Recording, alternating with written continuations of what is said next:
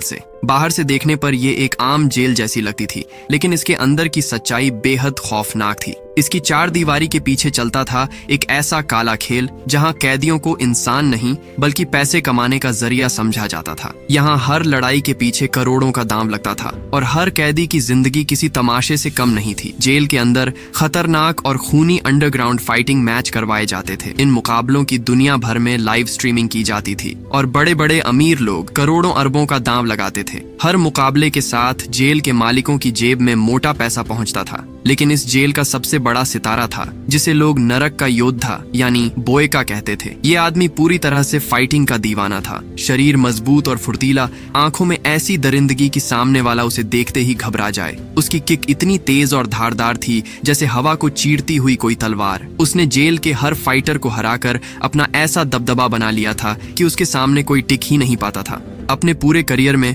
उसने एक भी मुकाबला नहीं हारा था। हर फाइट का अंत एक खतरनाक नॉकआउट के साथ होता था और उसके विरोधियों में कोई बुरी तरह घायल होता तो कोई फिर कभी रिंग में लौटने लायक नहीं बचता। इस जेल में बोएका को भगवान का दर्जा हासिल था। कैदी उसे देखते ही कांपने लगते थे और उसकी आंखों में आंख डालने तक की हिम्मत नहीं करते थे। यहाँ तक कि जेल के गार्ड भी उससे दूरी बनाकर रखते थे। अंडरग्राउंड सट्टे में बोएका के जीतने की संभावना हमेशा सबसे ज्यादा रहती थी। हर कोई उसी पर पैसा लगाता था और किसी में इतनी हिम्मत नहीं थी कि उसके हारने पर दांव लगाए। जेल का मालिक बोएका की लगातार जीत से खूब पैसा कमा रहा था, लेकिन कुछ समय बाद उसके चेहरे की खुशी गायब हो गई। वजह साफ थी, जब हर कोई बोएका के जीतने पर ही पैसा लगा रहा हो तो सट्टे का खेल एक तरफा हो जाता है। उसे पता था कि असली कमाई तब होगी जब बोएका के सामने कोई ऐसा फाइटर खड़ा किया जाए जो उसे हरा सके। अगर बोएका की अजेय होने की कहानी टूट जाती तो सट्टे का पूरा खेल पलट जाता और वह एक ही मुकाबले में करोड़ों अरबों कमा सकता था। तभी उसकी नजर रूस में एक विज्ञापन की शूटिंग करके किसी तरह पैसे कमा रहे जॉर्ज पर पड़ी। कभी दुनिया के सबसे खतरनाक बॉक्सरों में गिने जाने वाला जॉर्ज अब अपने सुनहरे दौर से बाहर निकल चुका था। करियर खत्म होने के बाद उसके पास न काम बचा था, न पहले जैसी शोहरत, और हालात इतने खराब हो चुके थे कि वह लगभग बर्बादी की कगार पर पहुंच गया था।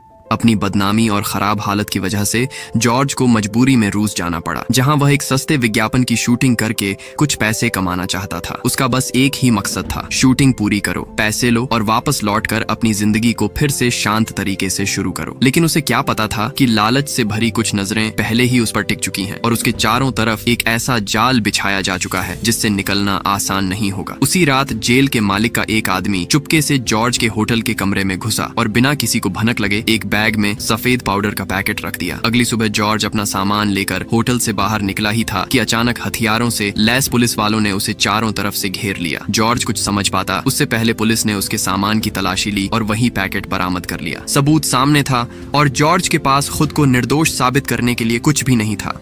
वह हैरान खड़ा रह गया। उसकी आंखों के सामने हथकड़ियां डाल दी गईं और उसे जबरदस्ती पुलिस की गाड़ी में बैठा दिया गया। जॉर्ज के दिमाग में बस एक ही सवाल घूम रहा था। उसने कभी कोई गैर कानूनी काम नहीं किया, न ही किसी नशीले पदार्थ को हाथ लगाया। फिर अचानक उसे ड्रग्स का तस्कर कैसे बना दिया गया? कुछ ही समय में बिना कुछ समझे उसे साइबेरिया की उस खतरनाक हाई सिक्योरिटी जेल में पहुंचा दिया गया, जहां से निकलना किसी नर्क से बाहर आने जैसा था। जैसे ही दुनिया के मशहूर बॉक्सर जॉर्ज के जेल पहुंचने की खबर फैली, पूरी जेल में हलचल मच गई। हर कैदी उसे देखने के लिए इकट्ठा हो गया। कोई उसके बारे में बातें कर रहा था तो कोई उसकी ताकत का अंदाजा लगाने की कोशिश कर रहा था। तभी भीड़ के बीच से जेल का सबसे खतरनाक फाइटर बोएका सामने आया। वह लोगों को धक्का देते हुए धीरे धीरे जॉर्ज की तरफ बढ़ने लगा। दोनों आमने सामने आकर रुक गए। किसी ने एक शब्द तक नहीं कहा, लेकिन दोनों की आंखों में मौजूद गुस्सा और चुनौती सब कुछ साफ बता रही थी। जॉर्ज की नजर शांत लेकिन बेहद तेज थी। उसमें एक वर्ल्ड चैंपियन का घमंड नहीं बल्कि अपने सम्मान पर पूरा भरोसा दिखाई दे रहा था। दूसरी तरफ बोएका की आंखों में ठंडापन, हिंसा और अपने दबदबे का घमंड था। उसकी नजर साफ कह रही थी कि इस जेल में असली राजा वही है। कुछ ही सेकंड में आसपास की हवा तक भारी हो गई। ऐसा लग रहा था जैसे दो शिकारी एक दूसरे की ताकत को परख रहे हों। किसी को पता नहीं था कि उस पल सिर्फ दो कैदी आमने सामने नहीं खड़े थे, बल्कि दो खतरनाक फाइटर्स के बीच होने वाली एक ऐसी भिड़ंत की शुरुआत हो चुकी थी जिसका इंतजार पूरी जेल को था। तभी जेल का मालिक जॉर्ज के पास पहुंचा और बिना किसी घुमाव के सीधे उसके सामने एक प्रस्ताव रख दिया। उसने कहा कि अगर जॉर्ज अंडरग्राउंड फाइटिंग टूर्नामेंट में हिस्सा लेता है तो उसके बदले उसे पैसे और जेल से बाहर निकलने का मौका दिया जा सकता है। लेकिन जॉर्ज को अभी अंदाजा नहीं था कि इस प्रस्ताव के पीछे असली मकसद क्या था। जीत गया तो जॉर्ज को आजाद कर दिया जाएगा, लेकिन अगर हार गया तो उसे उसी रिंग में मरना होगा। लेकिन जॉर्ज ने एक पल भी सोचे बिना इस सौदे को ठुकरा दिया। वह दुनिया का वर्ल्ड चैंपियन रह चुका था। उसने पूरी दुनिया के प्रोफेशनल रिंग में बड़े बड़े फाइटर्स का सामना किया था। भला वह ऐसी गंदी और बेइज्जत अंडरग्राउंड फाइट में क्यों उतरता? जॉर्ज को पूरा भरोसा था कि वह निर्दोष है। उसे यकीन था कि अगर किसी तरह अपने वकील तक पहुंच गया तो जल्द ही सच्चाई सामने आ जाएगी और वह इस झूठे केस से बरी होकर जेल से बाहर निकल जाएगा। लेकिन जॉर्ज को अभी तक ये समझ नहीं आया था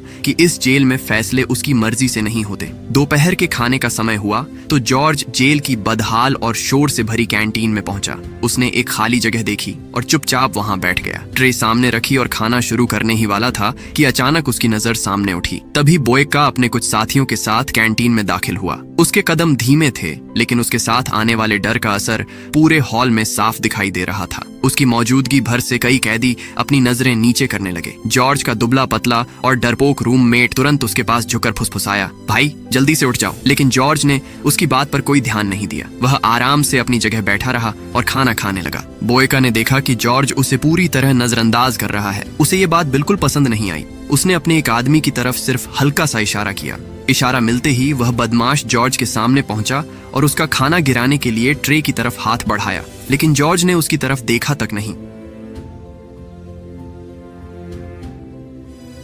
कैंटीन में मौजूद हर कैदी की नजर अब जॉर्ज पर टिक चुकी थी। सबके चेहरे पर डर और हैरानी साफ दिखाई दे रही थी। उन्हें समझ आ चुका था कि जॉर्ज को इस जेल के नियमों की कोई परवाह नहीं है। जॉर्ज ने बेहद शांत अंदाज में अपना गिलास उठाया, उसमें थूका और अगले ही पल गिलास का पानी सीधे बोयका के चेहरे पर दे मारा। पूरा हॉल एक पल के लिए बिल्कुल शांत हो गया। किसी को यकीन नहीं हुआ कि जॉर्ज ने जेल के सबसे खतरनाक फाइटर के साथ इतनी बड़ी बेइज्जती करने की हिम्मत कैसे कर दी। बोयका का चेहरा गुस्से से लाल पड़ गया। अगले ही पल वह गुस्से में जॉर्ज पर टूट पड़ा। दोनों के बीच भयंकर हाथापाई शुरू हो गई। कैंटीन में अफरा तफरी मच गई। कैदी पीछे हटकर तमाशा देखने लगे और तभी कई जेल गार्ड डंडे लेकर दौड़ते हुए पहुंचे। दोनों को अलग करना आसान नहीं था। बड़ी मुश्किल से गार्डों ने दोनों को पकड़कर अलग किया, लेकिन बात यहीं खत्म नहीं हुई। बोयका का गुस्सा अभी भी शांत नहीं हुआ था। वह जेल के अधिकारियों पर बरस पड़ा और गुस्से में सवाल करने लगा कि जब वह जॉर्ज को खत्म करने वाला था तो उसे बीच में रोकर क्यों बचाया गया। अब पूरी जेल समझ चुकी थी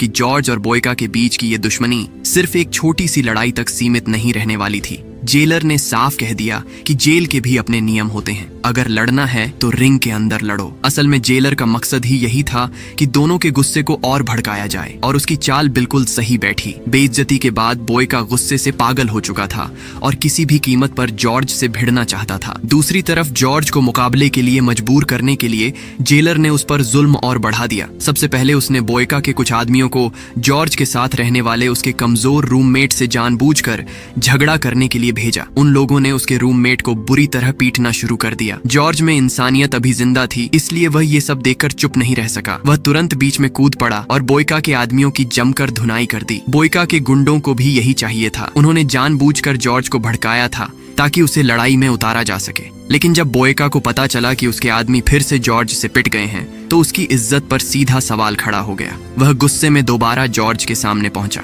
दोनों के बीच कुछ ही शब्दों की बहस हुई और देखते ही देखते दोनों फिर एक दूसरे पर टूट पड़े। लेकिन इससे पहले कि मामला और बिगड़ता, जेल के गार्डों ने दोनों को जबरदस्ती पकड़कर अलग कर दिया। जब धमकी और चालाकी से भी जॉर्ज को झुकाया नहीं जा सका तो जेलर ने अपना अगला तरीका अपनाया। उसने एक मामूली बहाना बनाया और जॉर्ज को सजा देने के लिए एक खंभे से बांध दिया। जेलर को लगा कि कुछ देर की यातना के बाद जॉर्ज आखिरकार घुटने टेक देगा और अंडरग्राउंड फाइट में उतरने के लिए तैयार हो जाएगा। लेकिन जॉर्ज भी ऐसा आदमी नहीं था जो दर्द के सामने अपनी जिद छोड़ दे। उसे जितना डराया गया, जितना दबाया गया, वह उतना ही अड़ता गया। लाख कोशिशों के बावजूद वह रिंग में उतरने के लिए तैयार नहीं हुआ। आखिरकार जेलर का धैर्य जवाब दे गया। उसने गुस्से में आदेश दिया, जहां उसे सबसे गंदा और सबसे मुश्किल काम करने की सजा दी गई। चारों तरफ गंदा पानी बह रहा था। हवा में इतनी तेज बदबू थी कि सांस लेना भी मुश्किल हो रहा था। जगह जगह बड़े बड़े चूहे दौड़ रहे थे और पूरा सीवर नमी, गंदगी और सड़ांत से भरा हुआ था। दुनिया का वर्ल्ड चैंपियन जॉर्ज जिंदगी में कभी ऐसे काम की कल्पना भी नहीं कर सकता था। वह सीवर के बीचों बीच खड़ा रहा। उसके चेहरे पर गुस्सा और बेइज्जती साफ दिखाई दे रही थी। उसने साफ तय कर लिया था कि वह ये काम नहीं करेगा। तभी एक गार्ड ने उसे डराने के लिए अपनी जेब से तेज धार वाला चाकू निकाल लिया। माहौल अचानक बेहद खतरनाक हो गया। लेकिन तभी दूर से एक अजीब सी आवाज सुनाई दी। एक बूढ़ा आदमी व्हील चेयर पर बैठा हुआ धीरे धीरे उनकी तरफ आ रहा था। जॉर्ज ने उसकी तरफ देखा